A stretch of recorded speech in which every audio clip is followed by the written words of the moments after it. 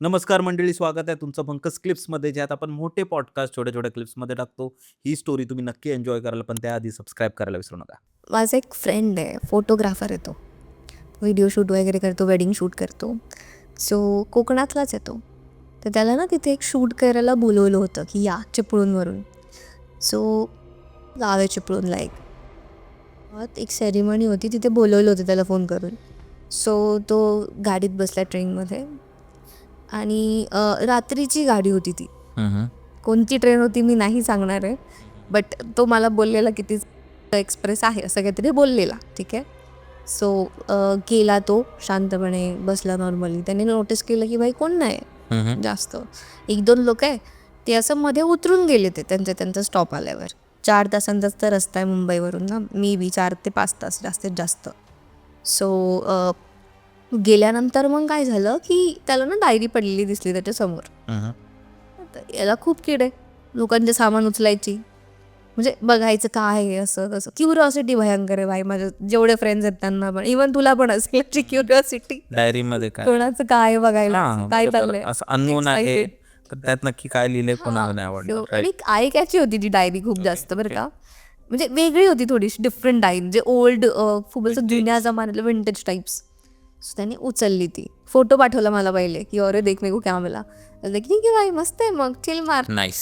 Nice. मला ते म्हटलं आल्यावर ठीक आहे, मी अजून शानी. सो उचलल्यानंतर काय झालं की तो वाचतोय त्या डायरीमध्ये. तिथे लिहिलं आहे की एक म्हणजे कोणाची तरी स्टोरी लिहिली होती ती, की एक लग्न चाललं आहे, त्या मुलीला नाही आवडत आहे मुलगा, तिचं जबरदस्ती लग्न वगैरे करतायत आणि लोक खूप जमा झालेले आहेत. आणि अचानक काय होतं की ती मुलगी स्वतःला पेटवते आणि घराच्या बाहेर पळायला लागते. आणि सगळे लोक जे आहेत ते सगळे लोकांना ती चिटकते जाऊन, आणि सगळे लोक जळत आहेत, ओरडत आहेत. मंडपाला पूर्ण आग लागलेली त्या पोरीमुळे, आणि ऑलमोस्ट सगळे लोक मेले. ओ, ही त्या डायरीमध्ये स्टोरी लिहिली आहे, फुल एकदम डिस्क्रिप्टिव्ह मोडमध्ये बरं का, डिटेल्ड वर्जन एकदम. म्हटलं 1 तास लागतात पुस्तक वाचायला तसं, पण वाचलं मजा आली. त्याने ठेवून दिलं. मग म्हटलं ठीक आहे, मी कॅरी करतो, सोबत घेऊन गेला शांतपणे, शांत हे करत. जर्नी अजून संपली नाही. एक माणूस चढला त्याच्यातच, आणि तो त्याला बोलला की भाई सीट खाली, कोई दिख नाही रहा, काय करायचं. सो ते हां बसा तुम्ही, आपण सोबतच जाऊ आता, असं तसं करत ते गप्पा बिप्पा मारतो आपण अनलोन लोकांसंगती ट्रेनमध्ये. तसावाला सिनेरिओ झाला. आणि अचानकपणे काय झालं की त्या माणसाने ती डायरी बघितली. ओके. तू बोलला दे मला, दे मला, दे मला, दे मला. ठीक आहे घे बघ. बघितली वगैरे. त्याच्यानंतर तो माणूस ना विचित्र वागायला लागला, म्हणजे असं वेगळा त्याला स्टेअर करतोय, वेगळाच वागतोय. मी ना देणार आता डायरी, असं कसं करतोय, म्हणजे खूप विक्षिप्त वागायला लागला तो. बरोबर. ठीक आहे, की असं नॉर्मल नाहीच आहे ही व्यक्ती कोणतरी. आणि मग हा घाबरला, आणि हा एकटाच चालला होता, सगळं सामान त्याच्याकडे. पळत सुटला तो दुसऱ्या बोगीमध्ये. तो माणूस त्याच्या मागे पळत त्याच्या बाजूला जातोय. वेगळंच पळापळी चालली त्यांची ट्रेनमध्ये. ठीक आहे, ट्रेन खाली, म्हणजे तो पूर्ण कंपार्टमेंट खाली होता. सो घाबरला हा, लोकांकडे जातोय, कोणच नाही करत आहे. परत बसला शांतपणे येऊन, घाबरला, वॉशरूममध्ये लॉक केलं स्वतःला. तो माणूस बाहेरून वॉशरूम वाजवतोय की बाहेर निघ, बाहेर निघ करत.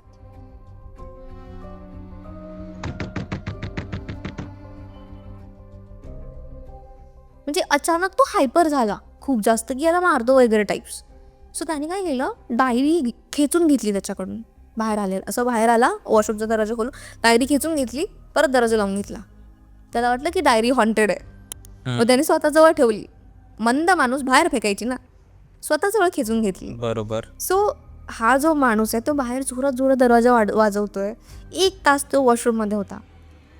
त्याच्यानंतर तो बाहेर आला, आवाज बंद झाल्यावर. बाहेर आल्यानंतर त्याला कोणच नाही दिसलं. त्याला वाटलं ठीक आहे, त्याला आता कळलं की आत्ता फेकायचे हे, नंतर मेंदू चालला की फेकायचे हे. सो त्याने ना ती डायरी बाहेर थ्रो केली. ठीक आहे, चालत्या ट्रेनमधून. यू वॉन्ट इवन बिलीव्ह की तिथून तो माणूस रेल्वे ट्रॅकवर धावतोय त्या ट्रेनच्या स्पीडने ती डायरी घेऊन. बापरे. इतका जोरात तो धावत, फेकलेली डायरी. असं प्लॅटफॉर्म नव्हता, चालू ट्रेन आहे, त्याने असं ती डायरी फेकून दिली. जो माणूस त्याचा दरवाजा ठोकत होता तो माणूस समोरून धावतोय रेल्वे ट्रॅकवर ट्रेनच्या स्पीडने. आणि तो बोलतोय 4:15 4:15 एवढं एवढंच बोलत होता. ती डायरी त्याने घेतली आणि तोपर्यंत त्याने ट्रेनमध्ये जंप घेतली. ठीक आहे, पळत पळत. आणि हा फुल घाबरला, बेशुद्ध. गाडी पोचली पालवनला. त्याच्यानंतर तिकडचे लोक फोन करायला लागले घडी घडी, इथं कोण नाही. ट्रेनमध्ये तोपर्यंत होते लोक काही काही, त्यांनी त्यांना उठवलं वगैरे, सगळं हे केलं. त्याच्यानंतर मग ज्या क्लायंटचा त्याला फोन आलेला, त्या क्लायंटच्या फोनवर त्याने फोन केला, सामान वगैरे कलेक्ट केलं, व्यवस्थित उतरला सगळं नीट झालं. प्रोसेसला त्याला वेळ गेला की काय झालं नक्की माझ्यासोबत. घाबरला तर भरपूर होता, पण काम हेवी होतं खूप. सो फोन केला क्लायंटला, फोनच नाही लागत आहे ज्या क्लायंटचं काम आहे. ठीक आहे, आता जाऊन तर काहीतरी करायला पाहिजे ना, करणार काय, रिटर्न कसं येणार परत. सो असंच फिरत असताना तो वेट करत होता ढाब्यावर. आणि अचानक त्याला समोरून एक माणूस आला की दादा, तुम्ही व्हिडिओग्राफर आहात का, तुम्हाला येतं का हो, प्लीज तुम्ही चला ना आमच्यासोबत, आमचं इथे आहे लग्न, पण शूट व्हिडिओग्राफरच नाही आलाय आज, तुम्ही चला, आम्ही तुम्हाला पैसे देतो जेवढे पाहिजे तेवढे. खुश एकदम की भाई चलो, काहीतरी वेगळं भेटलं आपल्याला. गेला त्यांच्यासोबत. तिथून हार्डली 15 ते 20 मिनटाचा रस्ता होता तो. चालत चालत गेला. पूर्ण हॉल भरलेला आहे, मस्तपैकी लोक खाता पित आहेत, मजा करतायत, शूट वगैरे करतोय हा. लोक त्याला विचारतायत की भारी, अरे मस्त मस्त सगळं. आणि अचानक त्याला ना तोच माणूस तिथे दिसला त्या लग्नात. आणि तो फक्त त्यालाच बघतोय. डायरी घेऊन. काय माहिती डायरी होती का नव्हती, तो माणूस होता. फक्त तो माणूस होता. झालं. खोता बिता घालून तो त्याला माणूस दिसला मस्तपैकी. तो जेवतोय पंक्तीत, आणि त्याच्याकडेच बघतोय. त्याच्याकडेच बघतोय फक्त. हा घाबरला, आता काय करायचं, हा सगळ्यांना फोन करतोय, मी काय करू. ठीक आहे म्हटलं, मी तर नव्हतेच अवेलेबल. त्यांनी फ्रेंड्सला फोन केला, ग्रुपमध्ये भरपूर मेसेजेस पडले होते त्याचे. सो त्याच्यानंतर वाजले की यार ठीक आहे, बघू नंतर.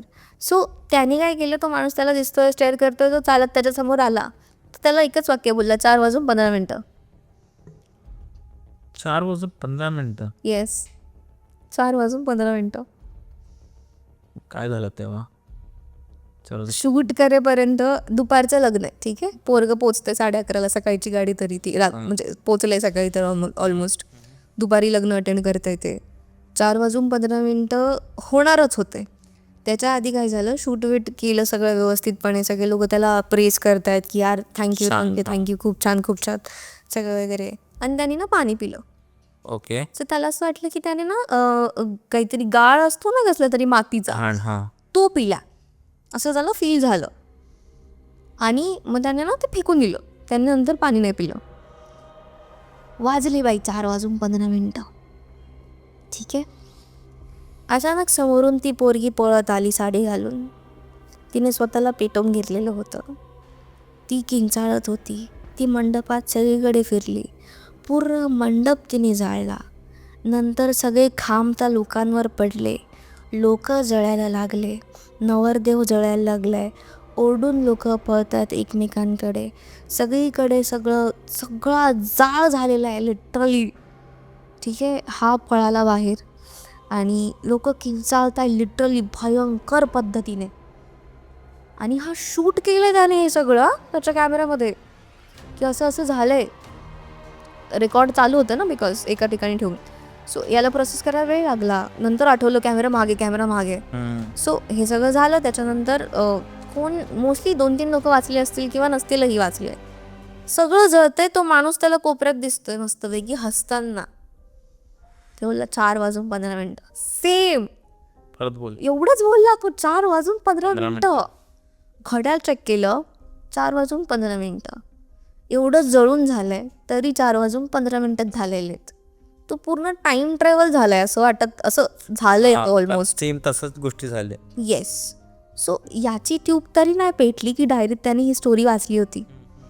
आणि अचानक काय झालं, सगळं झालं वगैरे, पूर्ण सगळं जळून खाक झालं. यांनी उचलला कॅमेरा वगैरे, सगळं उचललं आणि हा पोलीस स्टेशनला गेला. पोलीस स्टेशनला गेल्यानंतर त्या पोलिसांनी त्याला एंटरटेन नाही केलं. ते बोलले नी यार असं काही नाही करत. ठीक आहे, हा याला तरी डाऊट की भाई असं का बोलतायत हे लोक. ते त्याला सांगतायत ही घटना जी तो आम्हाला सांगतोय ना, ती प्लेस हॉन्टेड आहे. तिथे ऑलरेडी 10 वर्षांपूर्वी सेम सिनारिओ झालेला आहे. आणि तो घडी लोकांना दिसतो, काहीच नाही तिथे. मग ते एंटरटेन नाही केलं. त्याच्यानंतर त्याला त्याच्यासोबत घेऊन गेले. तुला म्हणजे बिलीव्ह नव्हता होत त्या माणसाला. चल तुला घेऊन जातो. गाडीतून परत त्या ठिकाणी घेऊन गेले. ना तिथे लग्न आहे, ना तिथे मंडप आहे. पूर्ण ओसाड जागा आहे ती. सगळं जळून ऑलरेडी पडलेले अवशेष आहेत तिथे अजून, पण काहीच नाही तिथे. बट त्याचा इल्युजन होता. त्याच्या डोक्यात कोणतरी सीड करत होता. नाही. सो ते असं म्हणतात ना की चकवा लागतो कधी कधी, हा की जिथे तुम्ही अचानकपणे पोहोचता तसं वाला सीन. सो गेला आणि त्याच्यानंतर काहीतरी पडलेलं असेल रे त्याचं तिथे. तो फिरला पूर्णपणे ती जागा. त्याला ती सेम डायरी पडलेली दिसली. त्याने ती उचलली, त्याने ती बघितली आणि त्याच्यामध्ये काहीच नव्हतं लिहिलेलं. ती पूर्ण ब्लँक डायरी होती. Same diary, blank diary. तरी किडे घेऊन आलं सोबत डायरी परत. ठीक आहे. घरी आला, ट्रेनमध्ये बसला. ह्यावेळी ट्रेनमध्ये भरपूर लोक आहेत, सेम ट्रेन. शांतपणे बसला. कोण नाही दिसत आहे, काहीच नाही होते. त्याने ना त्याला हे वाटलं की यार मी बघतो एकदा कॅमेरामध्ये काय सीन आहे, काय रेकॉर्ड झालं आहे नक्की. एवढं रेकॉर्डिंग केलं आहे मी. बघितलं कॅमेरामधून लोकांचे आवाज येत आहेत ओरडण्याचे, पण दिसत नाही आहे लोक. किंचाळण्याचे आवाज येतात पण लोकच दिसत नाही आहे. आणि लिटरली खिडकी, म्हणजे असं ऑब्व्हियसली घर होतं ते पूर्ण प्रॉपर. त्याने शूट केलं तर खिडकीमधून त्याला तोच माणूस दिसला कॅमेरामध्ये आणि तो स्माईल करत होता. त्याने परत बॅक केलं, परत झूम केलं, परत हे केलं, परत झूम केलं.